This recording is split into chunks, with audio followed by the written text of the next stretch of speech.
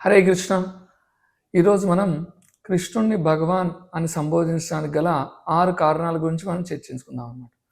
కృష్ణ అని విన్నప్పుడల్లా మనకు కొన్ని మన మైండ్లో గుర్తుకొస్తాయి. ఒకటి వచ్చేసి వెన్నముద్ద, ప్లస్ పీకాక్ ఫెదరు, నెమలి పింఛము, ప్లస్ మనకు ఫ్లూటు, కృష్ణుడు బోధించిన భగవద్గీత అన్నమాట. మనం కానీ భగవద్గీత బుక్ని చదివినప్పుడల్లా అక్కడ వ్యాసదేవుడు వారు శ్రీ భగవాన్ వాచ అని చెప్పేసి కృష్ణుని సంబోధించడం జరుగుతుందన్నమాట. చాలా ప్లేసెస్లో ఆయన శ్రీ భగవాన్ వాచ అని సంబోధిస్తారు. సో ఎందుకు వ్యాసదేవుడు వారు కృష్ణుణ్ణి శ్రీ భగవాన్ వాచ అని సంబోధిస్తున్నారు అనేది ఈరోజు మనం తెలుసుకుందాం. భగవాన్ అని సంబోధించడానికి 6 కారణాలు ఉన్నాయన్నమాట. ఎవరైతే ఈ 6 లక్షణాలు పొంది ఉంటారో వాళ్ళనే భగవాన్ అని సంబోధించడం చేయబడుతుంది అన్నమాట. ఈరోజు ఆ 6 కారణాలు ఏంటిదనేది మనం విందాం. విష్ణు పురాణంలో ఈ యొక్క భగవాన్ అనే వర్డ్కు మీనింగ్ మనకు అక్కడ చెప్పబడింది అనమాట. ఐశ్వర్యస్య సమగ్రస్య వీర్యస్య యశస్య శ్రేయ జ్ఞాన వైరాగ్యశైవ షన్నం ఇది గణాత్. ఎవరైతే ఈ 6 లక్షణాలు పొంది ఉంటారో వాళ్ళను భగవాన్ అని సంబోధించమని చెప్పబడుతుంది అనమాట. ఐశ్వర్యస్య అంటే ఎవరైతే ఐశ్వర్యం అంటే మనం అందరం రెగ్యులర్గా వింటుంటాం, ఇతను ఎంతో ఐశ్వర్యవంతుడు అని చెప్పేసి కదా. ఒక ఊర్లో వీళ్ళు ధనవంతులు అని చెప్పడం, మనం ఆ విధంగా ఆలోచిస్తే కృష్ణుడు అందరికన్నా ఐశ్వర్యవంతుడు. ఆయన ఈ యొక్క భూమండలం మీద లీలలు చేసేటప్పుడు ఆయన ద్వారక పరిపాలించేవారు అన్నమాట. ఆయనకు 18,000 మంది రాణులు ఉండేవారు. ఆ 18,000 రాణులకు కూడా ఆయన 18,000 ప్యాలెస్లు కట్టించి ఆ ప్యాలెస్లలో వాళ్ళకు నివాసం ఏర్పాటు చేయడం జరిగిందనమాట. ఆ ప్యాలెస్లు ఏ విధంగా ఉన్నాయంటే మణి మాణిక్యాలతో ఆ ఒక్క స్తంభాలను పొతకబరిచి ఉన్నారని చెప్తున్నారు అనమాట. వైడూర్యాలతో అలంకరించబడి ఉంటుందని వివరిస్తారనమాట. సో ఎందుకు ఇవన్నీ చేయండి, అంత ధనం అతని దగ్గర ఉందన్నమాట. అంత ఐశ్వర్యాన్ని కృష్ణుడు పొంది ఉన్నాడనమాట. అందుకనే అతను ఐశ్వర్యంలో ఉన్నత సంపద అంతా కూడా ఆయన దగ్గర ఉంది కాబట్టి ఆయన ఆ స్థానాన్ని పొంది ఉన్నాడు అనమాట. సమగ్రం అంటే ఆ శ్లోకంలో ఫుల్ అన్నట్లు అనమాట. సో ఐశ్వర్యము కంప్లీట్గా కృష్ణుడు పొందున్నాడు కాబట్టి ఆ ఒక్క రాణుల భవనాలను కూడా ఆయన ఆ ఒక్క సంపదతో కట్టించడం జరిగింది అనమాట. వీర్యస్య ఐశ్వర్యస్య సమగ్రస్య వీర్యస్య. మనం కానీ చూస్తే వీర్యం అంటే స్ట్రెంగ్త్. మనం కానీ కృష్ణుడు లీలగాను గమనించడం జరిగితే బాల్య లీలలో అతను పుట్టినప్పటి నుంచి ఎన్నో లీలలు చేశారనమాట. ఉదాహరణకు పూతన సంహారం. ఆయన బాల్య వయసులోనే ఒక పెద్ద పూతను సంహరించారు. ఆయనకు అంత స్ట్రెంగ్త్ ఉంది. అదేవిధంగా మనం ఎంతో రెగ్యులర్గా విన్న లీల గోవర్ధన లీల. 7 years 7 ఏళ్ల వయసులోనే ఆయన గోవర్ధన కొండను చిట్టిన వేలి మీద ఆయన ఎత్తారనమాట.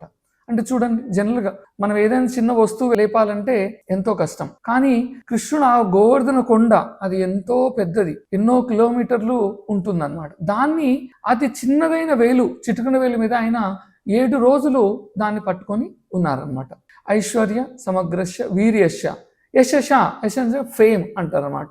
మనం కూడా అంటాం అతనికి ఎంతో పేరు ఉంది అని చెప్పేసి. మనం కానీ ఆలోచిస్తే కృష్ణుడు భగవద్గీత 5,000 years బ్యాక్ చెప్పడం జరిగిందనమాట. 5,000 years బ్యాక్ చెప్పిన ఈ జ్ఞానం ఇప్పటి వరకు జనాల్లో ఇంకా డిస్కషన్ అవుతూ ఉంది. అంటే ఆ కృష్ణుడు చెప్పిన ఒక జ్ఞానం ఎంతో గొప్పది కాబట్టి అది ఇప్పటి కూడా చర్చనీయంగా ఉంటుంది. అంటే ఆయన మాట్లాడిన వాక్కు అంత గొప్ప వాక్ అనమాట. అంటే ఎంతో ఫేమస్. మనం కూడా వింటుంటాం, ఏదైనా ఫేమస్ అయితే అది నిరంతరంగా చర్చనీయాంశానికి వస్తుంది. అట్లా భగవద్గీత ఎంతో ఫేమస్ నాలెడ్జ్ అనమాట. అందుకనే ఆయన ఆ ఒక్క ఫేమ్ను టైటిల్ను ఆయనకి ఇవ్వడం జరుగుతుంది అనమాట. శ్రియా బ్యూటీ.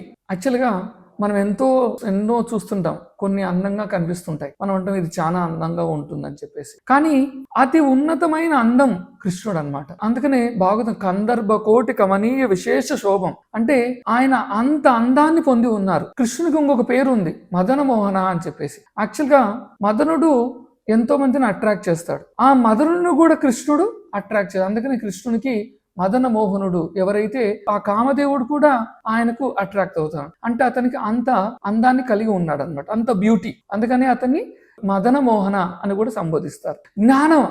మనం కానీ ఇప్పుడు ఆలోచిస్తే సొసైటీలో మనం వింటాం ఇతను ఎంతో నాలెడ్జ్ పొంది ఉన్నాం. మనం మెటీరియల్గా చూస్తే సైంటిస్టులు ఎంతో నాలెడ్జ్ అని అంటాం, కానీ ఆ సైంటిస్టులు ఆ నాలెడ్జ్ను కంపారిజన్ చూస్తే భగవద్గీతలో ఎంతో ఉన్నతమైన నాలెడ్జ్ ఉంది. వాళ్ళు ఆ భగవద్గీతను తెలుసుకోవడానికి ప్రయత్నిస్తున్నారు. అంటే హైయెస్ట్ నాలెడ్జ్ ఏదైతే సొసైటీలో ఉందో దానికన్నా హైయెస్ట్ నాలెడ్జ్ వచ్చి భగవద్గీత అనమాట.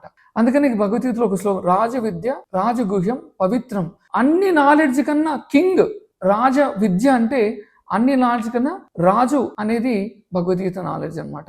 ఆ ఒక్క జ్ఞానం కూడా కృష్ణుడు పొంది ఉన్నాడు అనమాట. అంటే ఆ నాలెడ్జ్ కూడా కృష్ణుని దగ్గర ఉందన్నమాట. రాజ విద్య, వైరాగ్య అంటే రినౌన్సియేషన్ అనమాట. భాగవతంలో ఒక చిన్న సన్నివేశం గురించి మనకు ఈరోజు వివరించుకుంటే, కృష్ణ రాసలీల చేసేటప్పుడు ఎంతో మంది గోపికలు ఆ రాసలీలలో ఉంటారనమాట. సో భీష్మదేవుడు వారు ఏమంటారంటే, ఆ రాసలీల చేసినప్పుడు కృష్ణుడు ఎటువంటి మనసు చెలించకుండా ఉన్నారంట. ఆయన ఏమంటారంటే, నేనుగా నా రాసలీల ఉంటే నా మనసు కూడా చెలించేది, కానీ కృష్ణుడు ఆ వయసులో, యంగ్ వయసులో ఎంతో మంది గోపికలతో అక్కడ రాసలీల చేసిన మనసు చెలించకుండా ఉన్నాడు. కాబట్టి కృష్ణుడు తన వైరాగ్యాన్ని అక్కడ ప్రదర్శించడం జరిగిందనమాట. సో మనం అనుకోవచ్చు, ఈ లక్షణాలన్నీ అందట్లోనూ ఉన్నాయి కదా, మళ్ళీ కృష్ణునొక్కడినే భగవాన్ అని సంబోధిస్తున్నాము ఎందుకు? యాక్చువల్లీ ఈ లక్షణాలు మనం కానీ చూస్తే అందట్లోనూ ఉంటాయి, కానీ 100% కృష్ణుని దగ్గరనే ఇవి ఉన్నాయన్నమాట. అంటే మన దగ్గర కూడా ఉన్నాయి, బట్ అవి సమ్ పర్సెంటేజెస్లో ఉన్నాయన్నమాట. బట్ కృష్ణుని దగ్గర మాత్రం ఇవి 100% ఉన్నాయి. కాబట్టి ఎవరైతే ఈ 6 లక్షణాలు 100% పొంది ఉన్నారో వాళ్ళని మనం భగవాన్ అని సంబోధించాలన్నమాట. అందుకని వ్యాసదేవుడు వారు కృష్ణుని ఒకటే శ్రీ భగవాన్గా సంబోధించడం జరుగుతుందన్నమాట. హరే కృష్ణ.